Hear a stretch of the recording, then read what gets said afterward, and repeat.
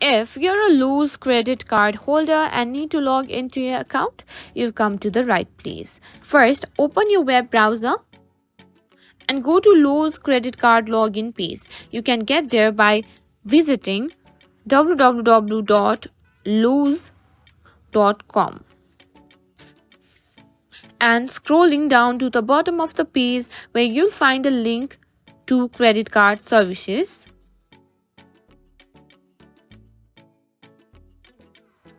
Click on that link to be directed to the login page. Alternatively, you can also go directly to the login page by typing www.lowe's.com/credit into your browser's address bar.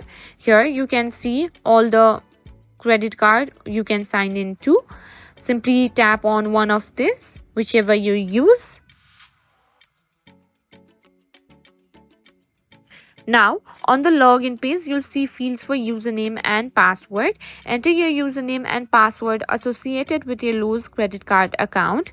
If you haven't registered yet, you can do that by simply clicking on Set up online access to pay a bill and manage your account online.